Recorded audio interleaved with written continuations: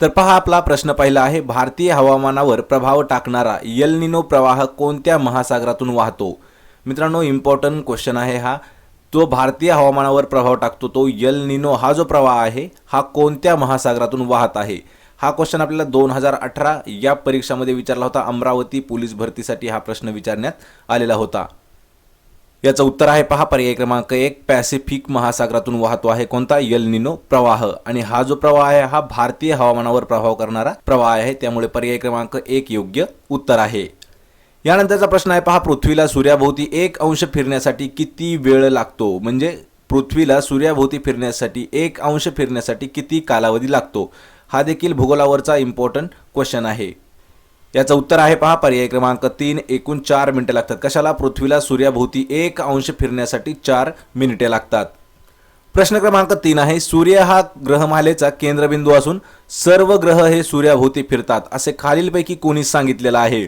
हा देखील मित्रांनो इम्पॉर्टंट प्रश्न आहे. हा प्रश्न आपल्याला भूगोलामध्ये नेहमी विचारण्यात येणारा प्रश्न आहे. सूर्य हा जो आहे हा ग्रहमालेचा केंद्रबिंदू आहे आणि हा केंद्रबिंदू असून जे काही सर्व ग्रह आहेत हे सूर्याभोवती फिरत आहेत असं खालीलपैकी कोणी सांगितलं आहे? आणि याचं उत्तर आहे पहा पर्याय क्रमांक 1, निकोलस कोपर्निकस यांनी सांगितलेलं आहे की सूर्य हा ग्रहमालेचा केंद्रबिंदू असून सूर्याभोवती सर्व ग्रह फिरत आहेत, त्यामुळे पर्याय क्रमांक 1 योग्य उत्तर आहे. यानंतरचा प्रश्न आहे पहा, साम्राज्यवाद व वसाहतवाद विरोध करणे हे डॅश परराष्ट्र धोरणाचे वैशिष्ट्य आहे. कोणते? साम्राज्यवाद आणि वसाहतवाद याला विरोध करणे हे कोणाचं धोरण होतं? याचं उत्तर आहे पहा पर्याय क्रमांक 1, हे अमेरिकेचं धोरण आहे की साम्राज्यवाद आणि वसाहतवाद यांना विरोध करणं. पर्याय क्रमांक 1. प्रश्न क्रमांक 5 आहे, टिपू सुलतानचा मृत्यू खालीलपैकी कोणत्या युद्धात झाला होता? पहा, टिपू सुलतानचा मृत्यू कोणत्या युद्धात झालेला आहे? याचं उत्तर आहे पहा पर्याय क्रमांक 4, श्रीरंगपट्टणमच्या युद्धामध्ये टिपू सुलतान मृत्युमुखी पडलेले होते. पर्याय क्रमांक 4. प्रश्न क्रमांक 6 आहे, साताऱ्याचे प्रति सरकार म्हणजे पत्री सरकार कोणते पाक्षिक प्रकाशित करत होते? पहा, साताऱ्यामध्ये जे प्रति सरकार किंवा पत्री सरकार स्थापन झालं होतं ते खालीलपैकी कोणत्या नावाचं पाक्षिक प्रकाशित करीत होते? पाक्षिक म्हणजे दर 15 दिवसांना प्रकाशित होणारा वृत्तपत्र. लक्षात ठेवायचे, दर 15 दिवसानंतर प्रकाशित होणारं वृत्तपत्र. योग्य उत्तर आहे याचं पर्याय क्रमांक 3, स्वतंत्र भारत या नावाने प्रति सरकार एक पाक्षिक प्रकाशित करत होतं. पर्याय क्रमांक 3. हा जो प्रश्न आहे मित्रांनो हा देखील इम्पॉर्टंट प्रश्न आहे. याचा उल्लेख आपल्याला MPSC मध्ये भरपूर वेळा पाहायला मिळत होता. प्रश्न क्रमांक 7 आहे, राजाला त्याच्या राज्याचे व्यवस्थापन कसे करावे हे मार्गदर्शन करणारा वेद कोणता आहे? पहा, राजाने स्वतःचं जे राज्य आहे त्या राज्याचं व्यवस्थापन कशा पद्धतीने करायचं आहे हे कोणत्या वेदामध्ये लिहिलेलं आहे? याचं उत्तर आहे पहा पर्याय क्रमांक 4, हे अथर्व वेदामध्ये लिहिलेलं आहे. प्रश्न क्रमांक 8 आहे, कोणत्या वर्षी मुंबई उच्च न्यायालयाच्या नागपूर खंडपीठाची स्थापना झालेली आहे? पहा, मुंबई उच्च न्यायालयाचे जे नागपुराचं खंडपीठ आहे ते कोणत्या वर्षी स्थापन करण्यात आलेलं आहे? याचं उत्तर आहे पहा पर्याय क्रमांक 2, 1940 साली स्थापन करण्यात आले नागपूर खंडपीठ. पर्याय क्रमांक 2. प्रश्न क्रमांक 9 आहे, कायद्यासमोर सर्व समान आहेत हे भारतीय राज्यघटनेच्या कोणत्या कलमात नमूद केलेलं आहे? पहा, महत्त्वाचा प्रश्न आहे. कायद्यासमोर सर्व समान आहेत हे भारतीय राज्यघटनेच्या कोणत्या कलमात लिहिलेलं आहे? याचं उत्तर आहे पहा पर्याय क्रमांक 2, कलम 14 मध्ये लिहिण्यात आलेलं आहे. प्रश्न क्रमांक 10 आहे, हवेत उडणाऱ्या फुग्यात खालीलपैकी कोणता वायू असतो? पहा, हवेत जे फुगे उडतात त्यामध्ये कोणता वायू भरलेला असतो? हा मित्रांनो सायन्सचा इम्पॉर्टंट क्वेश्चन आहे. म्हणजे पहा, विज्ञानावर हा आधारित महत्त्वाचा प्रश्न आहे. याचं उत्तर आहे पहा पर्याय क्रमांक 4, हेलियम. जे हवेत उडणारे फुगे असतात यामध्ये हेलियम हा वायू वापरला जातो. पर्याय क्रमांक 4 याचं योग्य उत्तर आहे. प्रश्न क्रमांक 11 आहे, वनस्पतीच्या अन्न तयार करण्याच्या प्रक्रियेमध्ये कोण सहाय्यक म्हणून काम करत असते? पहा, कधी वनस्पती ज्या वेळेस अन्न तयार करत असते त्याच्या प्रक्रियेमध्ये कोण त्याला सहाय्यक म्हणून काम करत असते? याचं उत्तर आहे पहा पर्याय क्रमांक 1, हरितद्रव्य त्याला सहाय्यक म्हणून काम करत असते. यानंतरचा प्रश्न आहे पहा, केक आणि पाव हलके आणि सच्छिद्र बनवण्यासाठी डॅशचा उपयोग केला जातो? पहा, केक आणि पाव जे असतात त्यांना हलके आणि सच्छिद्र म्हणजे फुसफुशीत करण्यासाठी एक पदार्थ वापरला जातो, त्याला काय म्हटले जाते? याचं उत्तर आहे पहा पर्याय क्रमांक 2, सोडियम बायकार्बोनेट याला म्हटले जाते. म्हणजेच खाण्याचा सोडा. लक्षात ठेवायचं, सोडियम बायकार्बोनेट म्हणजे खाण्याचा सोडा आणि सोडियम कार्बोनेट लक्षात ठेवायचे, सोडियम कार्बोनेट म्हणजे आपला धुण्याचा सोडा. यामध्ये फरक जाणून घ्यायचा आहे, सोडियम कार्बोनेट आणि सोडियम बायकार्बोनेट. तर केक म्हणजे खाण्याचा सोडा म्हणजे सोडियम बायकार्बोनेट. त्यामुळे पर्याय क्रमांक 2 याचं योग्य उत्तर आहे. प्रश्न क्रमांक 13 आहे, फॉरवर्ड ब्लॉकची स्थापना खालीलपैकी कोणी केली आहे? कशाची? Forward block. आणि याचं उत्तर आहे पहा पर्याय क्रमांक 3, सुभाषचंद्र बोस यांनी फॉरवर्ड ब्लॉकची स्थापना केलेली आहे. मित्रांनो, हा जो प्रश्न आहे हा देखील इम्पॉर्टंट प्रश्न आहे, इतिहासावरील महत्त्वाचा प्रश्न आहे. प्रश्न क्रमांक 14 आहे, अजिंठा लेणींचा शोध खालीलपैकी कोणी लावलेला आहे? पहा, अजिंठा लेण्या ज्या आहेत त्या औरंगाबादमध्ये अजिंठा लेण्या आहेत, याचा शोध खालीलपैकी कोणी लावला आहे? याचं उत्तर आहे पर्याय क्रमांक 3, जॉन स्मिथ याने शोध लावलेला आहे अजिंठा लेण्यांचा. हा मित्रांनो प्रश्न आहे, इम्पॉर्टंट प्रश्न आहे, लक्षात ठेवायचा आहे. भूगोलावरती हा प्रश्न आपल्याला नेहमी विचारण्यात येणारा प्रश्न आहे. प्रश्न क्रमांक 15 आहे, पहिल्या महिला लोकसभा सभापती कोण आहेत? लोकसभा सभापती पहिल्या कोण महिला कोण आहेत? हा देखील महत्त्वाचा प्रश्न आहे, ज्यामध्ये पहिलं भारतातील पहिल्या महिला ज्या असणार आहेत त्यामधील हा प्रश्न नेहमी विचारण्यात येत आहे. याचं उत्तर आहे पहा पर्याय क्रमांक 4, मीरा कुमारी ह्या ज्या आहेत ह्या पहिल्या महिला लोकसभा सभापती आहेत, पर्याय क्रमांक 4. प्रश्न क्रमांक 16 आहे, ऑक्टोपस हे दहशतवाद विरोधी पथक खालीलपैकी कोणत्या राज्याचे आहे? कोणते? ऑक्टोपस नावाने जे दहशतवादी विरोध पथक आहे ते खालीलपैकी कोणत्या राज्याचं आहे? पहा, ऑक्टोपस. लक्षात ठेवायचे, हा देखील महत्त्वाचा प्रश्न आहे. पोलीस प्रशासनावर हा प्रश्न आपल्याला नेहमी विचारण्यात येत आहे. आणि याचं उत्तर आहे पहा पर्याय क्रमांक 3, तेलंगणा आणि आंध्र प्रदेश या 2 राज्यात दहशतवादी विरोध पथक आहे आणि याचं नाव आहे ऑक्टोपस, पर्याय क्रमांक 3. प्रश्न क्रमांक 17 आहे, कोणत्या 2 देशांच्या दरम्यान नॉर्ड स्ट्रीम 2 पाईपलाईन तयार केली जात आहे? पहा, कोणती नॉर्ड स्ट्रीम 2 पाईपलाईन तयार केली जात आहे? कोणते देश आहेत? याचं उत्तर आहे पहा पर्याय क्रमांक 2, जर्मन आणि रशिया या 2 देशांच्या दरम्यानमध्ये नॉर्ड स्ट्रीम 2 पाईपलाईन तयार केली जात आहे, पर्याय क्रमांक 2. हा जो प्रश्न आहे मित्रांनो हा 2021च्या चालू घडामोडी म्हणजेच करंट अफेअर्सवरती हा प्रश्न इम्पॉर्टंट प्रश्न आहे. प्रश्न क्रमांक 18 आहे, खालीलपैकी कोणत्या देशाकडे सोयूज 2 वाहक अग्निबाण आहे? पहा, अग्निबाण वाहक आहे, त्याचं नाव आहे सोयूज 2. हे कोणत्या देशाकडे आहे? याचं उत्तर आहे पहा पर्याय क्रमांक 1, रशिया देशाकडे असणारं सोयूज 2 हे जे आहे हे अग्निबाण वाहक आहे, त्यामुळे पर्याय क्रमांक 1. चालू घडामोडी करंट अफेअर्स 2021 वर हे काही बाकीचे प्रश्न आहेत, हे महत्त्वाचे प्रश्न असणार आहेत. प्रश्न क्रमांक 19 आहे, खालीलपैकी कोणत्या क्रिकेटपटूने 2021 बेलिंडा क्लार्क पुरस्कार जिंकलेला आहे? पहा, कोणता 2021 मधील बेलिंडा क्लार्क पुरस्कार कोणी जिंकलेला आहे? आणि याचं उत्तर आहे पहा पर्याय क्रमांक 4, बेथ मुनी या क्रिकेटपटूने 2021चा बेलिंडा क्लार्क पुरस्कार जिंकलेला आहे, त्यामुळे पर्याय क्रमांक 4. करंट अफेअर्स मित्रांनो लक्षात ठेवायचे, करंट अफेअर्स 2021 वर हे आधारित प्रश्न असणार आहेत. यानंतरचा प्रश्न आहे पहा, प्रौढत्व प्राप्त झालेल्या जगातील आकाराने सर्वात छोट्या सरीसृप प्राण्याचे नाव काय आहे? पहा, प्रौढत्व प्राप्त झालेलं म्हणजे याचं उत्तर आहे पहा पर्याय क्रमांक 3, ब्रुकेशिया नाना हे जे आहे हे सर्वात छोट्या सरीसृप प्राण्याचे नाव आहे, पर्याय क्रमांक 3. प्रश्न क्रमांक 21 आहे, चीनने आपला हक्क सांगितलेले परासेल बेट कोणत्या जलस्रोतात आहे? पहा, चीनने जो आपला हक्कामध्ये सांगितलेला आहे परासेल बेट हे जे आहे हे कोणत्या जलस्रोतामध्ये येतं? हा देखील मित्रांनो महत्त्वाचा प्रश्न आहे. याचं उत्तर आहे पहा पर्याय क्रमांक 4, दक्षिण चिनी समुद्रामध्ये हे परासेल नावाचं बेट आहे, पर्याय क्रमांक 4. प्रश्न क्रमांक 22 आहे, कोणत्या देशाने अंतर्ग्रहीय होप मोहीम प्रक्षेपित केलेली आहे? पहा, कोणती अंतर्ग्रहीय होप नावाची जी मोहीम आहे ही कोणत्या देशाने प्रक्षेपित केलेली आहे? याचं उत्तर आहे पहा पर्याय क्रमांक 1, संयुक्त अरब अमिराती या देशाने होप नावाची मोहीम प्रक्षेपित केली आहे. लक्षात ठेवायचं मित्रांनो, संयुक्त अरब अमिराती म्हणजे UAE, त्याला आपण दुबई या नावाने देखील ओळखतो, पर्याय क्रमांक 1 योग्य उत्तर आहे.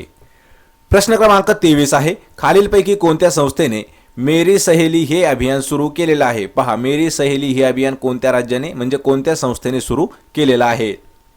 याचं उत्तर आहे पहा पर्याय क्रमांक 1, भारतीय रेल्वेने मेरी सहेली या नावाचं अभियान सुरू केलेलं आहे, त्यामुळे पर्याय क्रमांक 1 योग्य उत्तर आहे.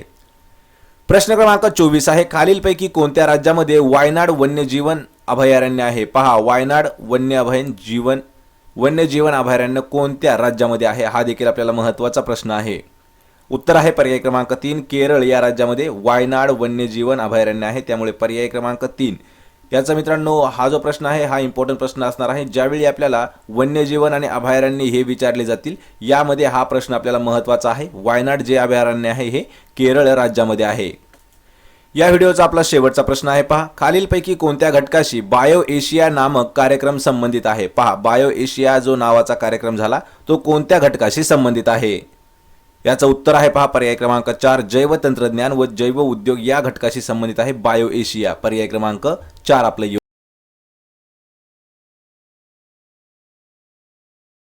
तर पहा आपला प्रश्न पहिला आहे, पहा औरंगाबाद शहराचे प्राचीन नाव काय होते? पहा औरंगाबाद शहराचं जुनं नाव काय आहे? महत्त्वाचा प्रश्न आहे हा. प्रश्न आपल्याला विचारण्यात आला होता 2016 आणि 2017 दोन्ही वर्षी औरंगाबाद पोलीस भरतीसाठी. लक्षात ठेवायचे, औरंगाबाद पोलीस भरतीलाच हा प्रश्न विचारण्यात आलेला आहे. याचं उत्तर आहे पहा पर्याय क्रमांक 2, खडकी या नावाने ओळखलं जायचं औरंगाबाद शहर. लक्षात ठेवायचे, दौलताबाद तेथील एक किल्ला आहे. महत्त्वाचा प्रश्न होता, पर्याय क्रमांक 2 याचं योग्य उत्तर आहे. तर पहा औरंगाबाद शहराला अजून एक नाव आहे 52 दरवाजांचा शहर देखील असं म्हटलं जातं. तसेच ऐतिहासिक बीबी का मकबरा या ठिकाणी प्रसिद्ध आहे. औरंगाबादला पहा अजिंठा वेरूळ ही लेणी देखील पर्यटन स्थळ आहेत आणि महत्त्वाची लेणी आहेत. 2010 मध्ये नहर ए अंबरी या ऐतिहासिक पाणी योजनेस राष्ट्रीय वारसा म्हणून मंजुरी. देवगिरी पूर्वी दौलताबाद असं नावाने ओळखलं जायचं. देवगिरी जो किल्ला आहे त्यालाच पूर्वी दौलताबाद या नावाने देखील ओळखलं जायचं. पर्याय क्रमांक 2 खडकी हे औरंगाबादचं जुनं नाव आहे.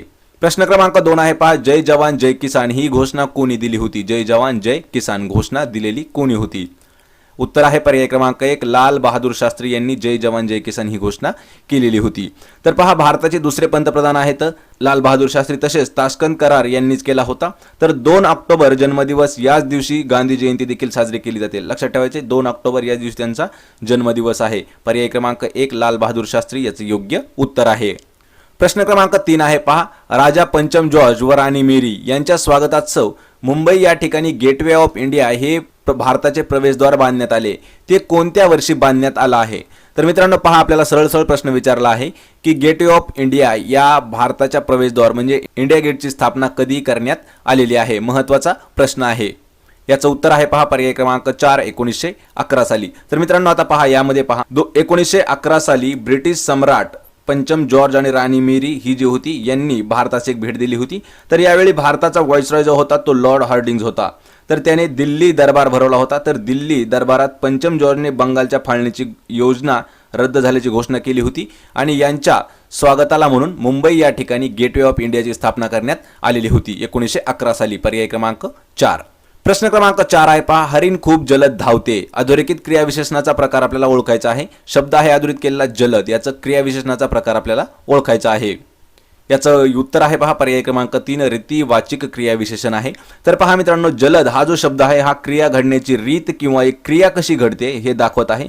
म्हणून त्यांना रीतिवाचक क्रियाविशेषण अव्यय असं म्हटलं जातं. आणि जलद हा जो शब्द आहे हा प्रकारदर्शक प्रकारामध्ये मोडतो. प्रकारदर्शक. पर्याय क्रमांक 3 योग्य उत्तर आहे.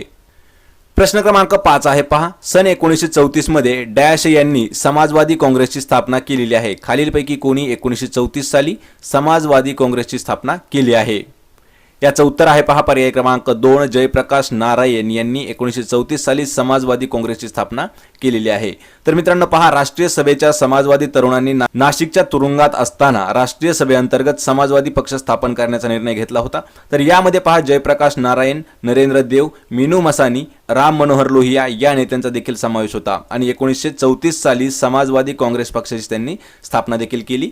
पर्याय क्रमांक 2 जयप्रकाश नारायण हे महत्त्वाचे होते. प्रश्न क्रमांक 6 आहे पहा खालीलपैकी कोणत्या लोह खनिजाचा रंग पिवळा व पिंगट असतो? पहा महत्त्वाचा प्रश्न देखील आहे. उत्तर आहे पहा पर्याय क्रमांक 4 सिरेराइट हा जो लोह खनिज आहे याचा रंग जो आहे ते पिवळा आणि पिंगट असतो. तर पहा मॅग्नेटाइट याचा रंग काळा असतो. लक्षात ठेवायचे मॅग्नेटाइट याचा रंग कोणता असतो? काळा असतो. लक्षात ठेवायचे महत्त्वाचा प्रश्न आहे. हेमेटाइटचा जो रंग आहे तो आहे पहा काळा आणि लालसर. काळा आणि लालसर या दोन्ही कलरचं असतं हेमेटाइट. आणि सिरेटाइट हे जे आहे पिवळा आणि पिंगट प्रकार. लक्षात ठेवायचे पिवळा आणि पिंगट असतो. पर्याय क्रमांक 4 योग्य उत्तर आहे. प्रश्न क्रमांक 7 आहे पहा धोंडो केशव कर्वे यांच्या निष्काम कर्ममठ या संस्थेचे बोधवाक्य काय होतं? महत्त्वाचा प्रश्न आहे. याचं उत्तर आहे पहा पर्याय क्रमांक 2 लोकसेवेसाठी निष्काम बुद्धीने विस्तार करणे. हे जे आहे हे धोंडो केशव कर्वे यांच्या निष्काम कर्ममठ या संस्थेचं बोधवाक्य होतं.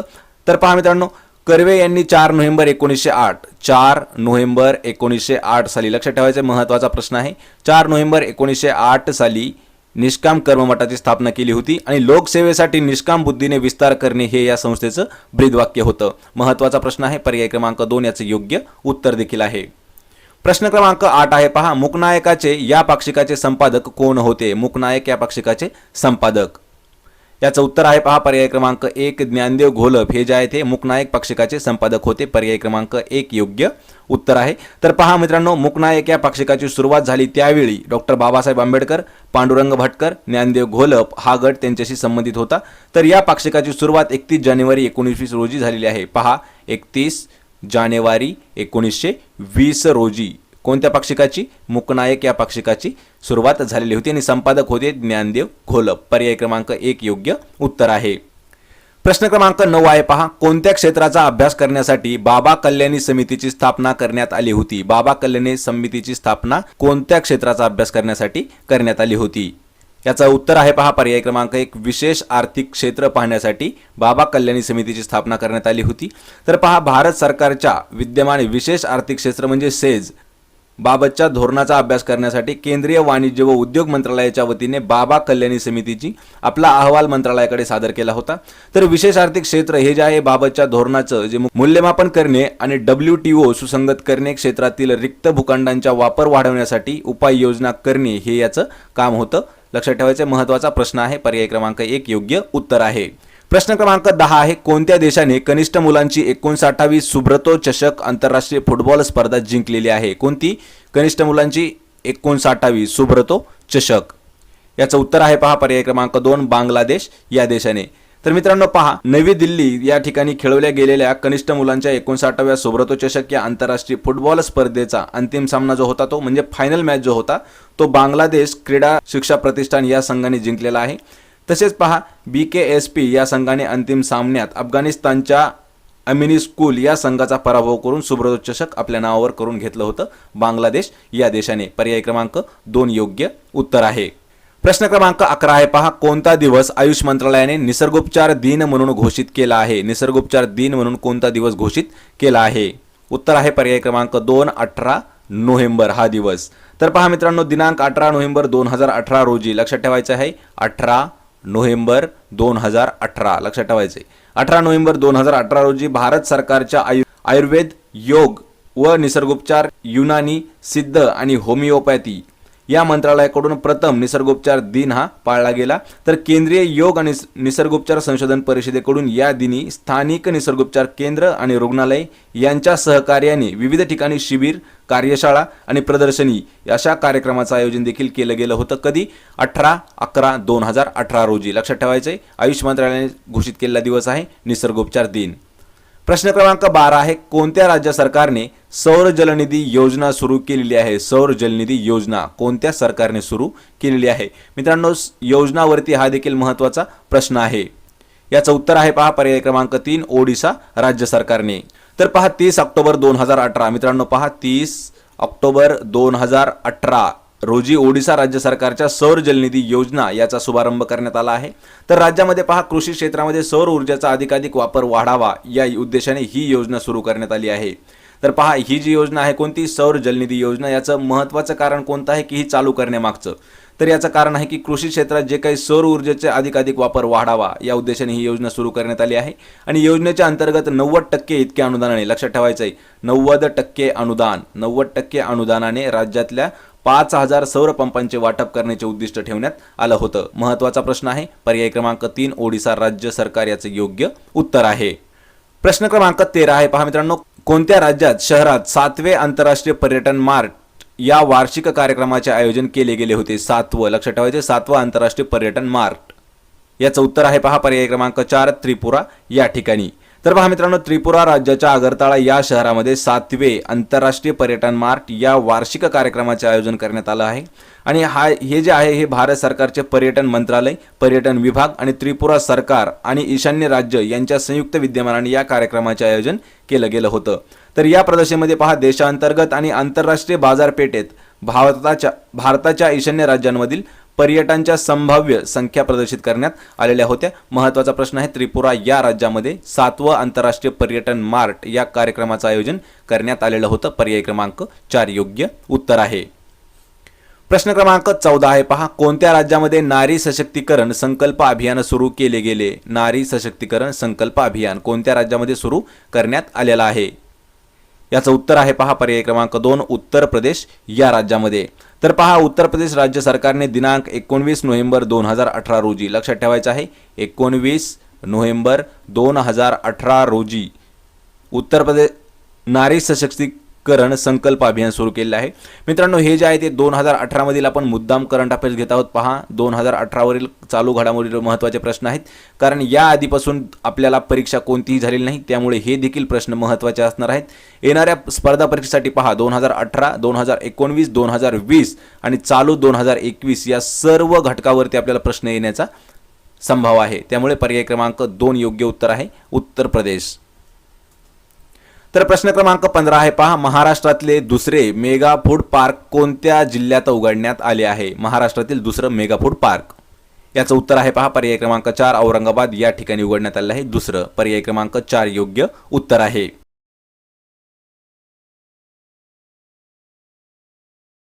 तर पहा, आपला सर्वात पहिला प्रश्न आहे, दक्षिण सह्याद्रीमधील सर्वात उंच शिखर खालीलपैकी कोणतं आहे? कशामधील? दक्षिण सह्याद्रीमधील.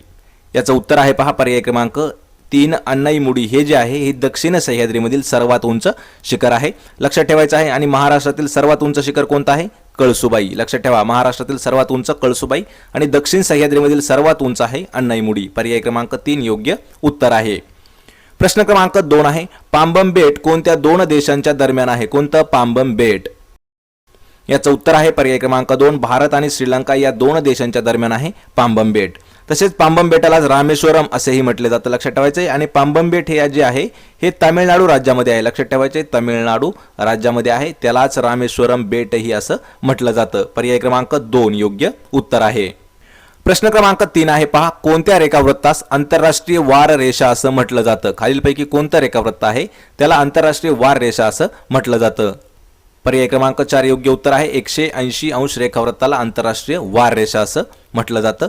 180 अंश रेखावृत्त जे आहे त्याला आंतरराष्ट्रीय वार रेषा म्हणतात. आणि 0 अंश रेखावृत्तावरून जागतिक प्रमाणवेळ ही निश्चित केली जाते. कशावरून? 0 अंश रेखावृत्तावरून, त्याला ग्रीनिच रेखावृत्त असं म्हणतात. प्रश्न क्रमांक 4 आहे, अजिंठा वेरूळ या लेण्या खालीलपैकी कोणत्या जिल्ह्यात आहेत? अजिंठा आणि वेरूळ ह्या ज्या लेण्या आहेत हे कोणत्या जिल्ह्यामध्ये येतात? उत्तर आहे पर्याय क्रमांक 1 औरंगाबाद या जिल्ह्यामध्ये आहेत. तर पहा, अजिंठा व वेरूळ ह्या लेण्या सातवाहन काळात कोरल्या गेल्या आहेत. औरंगाबाद शहर हे महाराष्ट्राचे पर्यटन जिल्हा म्हणून घोषित केलेलं शहर आहे. तसेच बीबी का मकबरा ही वास्तू देखील औरंगाबाद शहरात आहे.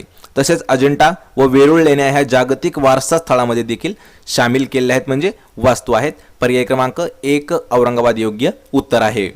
प्रश्न क्रमांक 5 आहे. पहा, विदर्भात कोणत्या नदीचे खोरे आढळते? विदर्भात कोणत्या नदीचं खोरं आढळत आहे? महत्त्वाचा प्रश्न आहे. याचं उत्तर आहे पर्याय क्रमांक 4 वर्धा आणि वैनगंगा नदीचं खोरं हे विदर्भात आढळत आहे. तर पहा, वर्धा वैनगंगा या विदर्भातील प्रमुख दक्षिण वाहिनी नद्या आहेत आणि यांच्या एकत्रित प्रवाहाला प्राणहिता असं म्हणतात. आणि प्राणहिता ही जी आहे ही 115 किलोमीटर गोदावरीची सर्वात मोठी उपनदी आहे. किती? 115 किलोमीटर गोदावरीची उपनदी आहे कोणती? प्राणहिता नदी. आणि प्राणहिता कधी होते? ज्यावेळी वर्धा आणि वैनगंगा ह्या नद्या एकत्रित त्यांचा प्रवाह होतो, त्याला प्राणहिता म्हणतात. प्रश्न क्रमांक 6 आहे, पंडुम हा कशाचा प्रकार आहे? पहा, पंडुम प्रकार कशाचा आहे? याचं उत्तर आहे पर्याय क्रमांक 4 तो एक सणाचा प्रकार आहे, पंडुम सण. आणि हा जो सण आहे हा मुख्यतः कोणत्या राज्यामध्ये? पहा, मध्य प्रदेश या राज्यामध्ये आणि छत्तीसगड या राज्यामध्ये साजरा केला जातो. मध्य प्रदेश आणि छत्तीसगड. तसेच पहा, महाराष्ट्रामध्ये हा सण गडचिरोली जिल्ह्यात देखील साजरा केला जातो. कोणता? पंडुम हा सण महाराष्ट्रामध्ये गडचिरोली या जिल्ह्यामध्ये साजरा केला जातो. महत्त्वाचा प्रश्न होता. प्रश्न क्रमांक 7 आहे. पहा, गडचिरोली जिल्ह्यातील आरमोरी व वडसा या तालुक्यातील शेतीला कोणत्या धरणामधून पाणी पुरवठा केला जातो? कोणते शहर आहे, कोणते तालुके आहेत? आरमोरी आणि वडसा.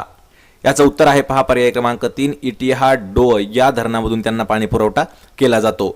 पहा, गडचिरोली जिल्ह्यामधील वैनगंगा ही प्रमुख वाहणारी नदी आहे. यामध्ये तांदूळ ही प्रमुख पिके घेतली जातात. तसेच पहा, आरमोरी व वडसा तालुक्यातील शेतीला इटिहाड डोह या धरणामधून पाणी सोडण्यात येतं, म्हणजेच पाणी पुरवठा केला जातो. पर्याय क्रमांक 3. प्रश्न क्रमांक 8 आहे, उष्ण व थंड सागरी प्रवाह एकत्र येतात त्या ठिकाणी डॅश निर्माण होते? याचं उत्तर आहे पहा पर्याय क्रमांक 2 त्या ठिकाणी धुके हे निर्माण होत असतात. कधी? उष्ण व थंड सागरी प्रवाह ज्या ठिकाणी एकत्र येतात त्या ठिकाणी दाट धुके निर्माण होत असतात. तर पहा मित्रांनो, न्यू फाउंडलँड बेटाजवळ गल्फ उष्ण प्रवाह आणि लॅब्राडोर प्रवाह एकमेकांना मिसळल्यावर त्या ठिकाणी दाट धुके निर्माण होतात आणि अशा भागात मोठे मत्स्य क्षेत्र निर्माण होत असते. पर्याय क्रमांक 2. प्रश्न क्रमांक 9 आहे. पहा, सागर जलाची घनता कोठून कोठे वाढत जाते? सागर जलाची घनता. याचं उत्तर आहे पहा पर्याय क्रमांक 1, विषुववृत्ताकडून ध्रुवाकडे सागर जलाची घनता ही वाढत जात असते. तर पहा विषुववृत्तावर सूर्य किरणे हे लंबरूप पडतात आणि जसे जसे ध्रुवाकडे जावे तसे तसे ती तिरपी पडत असतात. पहा ध्रुवाकडे जाताना तिरपी पडतात, त्यामुळे विषुववृत्तावर तापमान अधिकतर ध्रुवांकडे कमी कमी होत जात असतं. तर या कारणामुळे सागर जलाची जी घनता आहे ती विषुववृत्ताकडून ध्रुवाकडे वाढत जात आहे. पर्याय क्रमांक 1 योग्य उत्तर आहे. प्रश्न क्रमांक 10 आहे, थंड प्रदेशातील जलचर प्राणी व वनस्पती डॅशमुळे सुरक्षित राहतात. पहा थंड हवेत असणारे जे काही जलचर प्राणी आहेत आणि वनस्पती आहेत ते कशामुळे सुरक्षित राहतात. उत्तर आहे पर्याय क्रमांक 3, पाण्याचे असंगत आचरण यामुळे ते सुरक्षित राहतात. तर मित्रांनो पहा, पाण्याचे असंगत आचरण हे कधी होतं? 4 डिग्रीला होत असतं. लक्षात ठेवायचं 4 डिग्रीला होतं आणि पाण्याच्या असंगत आचरणामुळे जलाशयातील पाण्याचा फक्त वरचा थर हा गोठत असतो आणि आतील पाणी हे उबदार असतं नेहमी. त्यामुळे जलचर प्राणी आणि वनस्पती ह्या नेहमी सुरक्षित राहतात. पर्याय क्रमांक 3 योग्य उत्तर आहे. प्रश्न क्रमांक 11 आहे पहा, भारत आणि पाकिस्तानला विभाजित करणाऱ्या रेषेला काय म्हटले जाते? महत्वाचा प्रश्न आहे. याचं उत्तर आहे पहा पर्याय क्रमांक 2, रॅडक्लिफ रेषा म्हटलं जातं. कशाला? भारत आणि पाकिस्तानला विभाजित करणारी जी रेषा आहे तिला. तर पहा रॅडक्लिफ रेषा ही जी आहे भारत आणि पाकची आंतरराष्ट्रीय सीमा आहे, म्हणजे आंतरराष्ट्रीय बॉर्डर आहे. यामध्ये सध्याच्या बांगलादेशाचाही समावेश केला जातो. तर भारताच्या स्वातंत्र्यानंतर 17 ऑगस्ट 1947 पहा 17 ऑगस्ट 1947 रोजी ही रॅडक्लिफ रेषा अस्तित्वात आली आहे आणि ही जी रेषा आहे ही सिरिल रॅडक्लिफ अध्यक्षतेखाली बॉर्डर कमिशनने ठरवलेली आहे. पर्याय क्रमांक 2, रॅडक्लिफ रेषा भारत आणि पाकिस्तानला विभाजित करते. प्रश्न क्रमांक 12 आहे, बेसॉल्ट या अग्निजन्य खडकापासून निर्माण झालेल्या महाराष्ट्राच्या पठारी प्रदेशाला डॅश या काळ्या जमिनीतून पावसाचे व ऊसाचे चांगले पीक येते. याचं उत्तर आहे पहा पर्याय क्रमांक 3, रेगुर मृदा. लक्षात ठेवायचं आहे. तर महाराष्ट्र पठाराची जी निर्मिती आहे ती भ्रंशमूलक ज्वालामुखीच्या उद्रेकामुळे झालेली असून बेसॉल्ट अग्निजन्य खडकापासून बनलेला आहे आणि बेसॉल्ट पासून निर्मिती झालेल्या मृदेला रेगुर काळी कापसाची मृदा म्हणजेच ब्लॅक कॉटन सॉइल असंही म्हटलं जातं. पर्याय क्रमांक 3. तर पहा यानंतरचा प्रश्न आहे प्रश्न क्रमांक 13, हजिया सोफिया ही वास्तू खालीलपैकी कोणत्या शहरात आहे? कमेंट करून आपल्याला उत्तर द्यायचं आहे. महत्वाचा प्रश्न आहे. हजिया सोफिया ही जी वास्तू आहे ही कोणत्या शहरात आहे? आणि याचं उत्तर आहे पहा पर्याय क्रमांक 4, इस्तांबूल या शहरामध्ये आहे. तर पहा इस्तांबूल ही जी आहे ही तुर्की या देशातील एक मोठे शहर आहे आणि त्याचे ऐतिहासिक नाव कॉन्स्टंटिनोपल आहे. ते पूर्वी बायझंटाईन या साम्राज्याची राजधानी देखील होतं इस्तांबूल शहर. पर्याय क्रमांक 4. प्रश्न क्रमांक 14 आहे पहा, मारियाना गर्ता हे जगातील सर्वात खोल गर्ता डॅश महासागरात आहे. महत्वाचा प्रश्न आहे मित्रांनो, इम्पॉर्टंट प्रश्न आहे, उत्तर द्यायचं आहे. याचं उत्तर आहे पहा पर्याय क्रमांक 2, पॅसिफिक महासागरामध्ये मारियाना गर्ता आहे जो की जगातील सर्वात खोल गर्ता मानला जातो. तर पहा मारियाना गर्तेसह टोंगा गर्ता, कुराईल गर्ता, जपानी गर्ता आणि पाईन गर्ता ही गर्ते देखील पॅसिफिक महासागरातच आहेत आणि जावा बेटाजवळ सुंदा गर्ता ही हिंदी महासागरातील सर्वात खोल गर्ता देखील आहे. आणि याचं उत्तर आहे पहा पर्याय क्रमांक 2 योग्य उत्तर आहे. प्रश्न क्रमांक 15 आहे पहा, भारतातील सर्वात लांब धरण कोणते आहे? भारतातील सर्वात लांब धरण कोणते आहे? महत्वाचा प्रश्न आहे, आपल्याला उत्तर द्यायचं आहे. याचं उत्तर आहे पहा पर्याय क्रमांक 1, हिराकूड धरण हे भारतातील सर्वात लांब धरण आहे आणि हे जे आहे हे ओडिसा या राज्यामध्ये आहे. तर पहा महानदीवरील हिराकूड धरण हे ओरिसा राज्यातील संबळपूर या ठिकाणी आहे आणि हिराकूड हे जे धरण आहे हे जगातील सर्वात लांबीचे धरण आहे. याची जी लांबी आहे ती जवळपास पहा मित्रांनो 25 किलोमीटर एवढी लांबी आहे. प्रश्न क्रमांक 16 आहे, मंगळ ग्रहास डॅश असेही म्हटले जाते. मंगळ ग्रहाला अजून कोणत्या नावानं ओळखलं जातं? याचं उत्तर आहे पहा पर्याय क्रमांक 2, मंगळ ग्रहाला लाल ग्रह देखील म्हटलं जातं. तर पहा मंगळ ग्रहाच्या मातीमध्ये लोह असल्यामुळे त्याचा रंग लाल होतो आणि त्याला लाल ग्रह असंही म्हटलं जातं. पर्याय क्रमांक 2. प्रश्न क्रमांक 17 आहे पहा, भारतीय प्रमाणवेळ ही ग्रीनिच प्रमाणवेळेच्या किती तास पुढे आहे? महत्वाचा प्रश्न आहे मित्रांनो, हा प्रश्न आपल्याला भूगोलावरील आधारित प्रश्न आहे. जी भारतीय प्रमाणवेळ आहे ती ग्रीनिच प्रमाणवेळेच्या किती तास पुढे आहे? याचं उत्तर आहे पहा पर्याय क्रमांक 1, 5.5 तास पुढे असणार आहे. प्रश्न क्रमांक 18 आहे पहा, बोडो जमातीचे लोक जास्त प्रमाणात कोणत्या राज्यामध्ये आढळून येतात? कोणती जमात आहे? बोडो जमात. या जमातीचे लोक जास्त प्रमाणात कोणत्या राज्यामध्ये आढळतात? याचं उत्तर आहे पहा पर्याय क्रमांक 1, आसाम या राज्यामध्ये बोडो जमातीचे लोक आढळतात. पर्याय क्रमांक 1.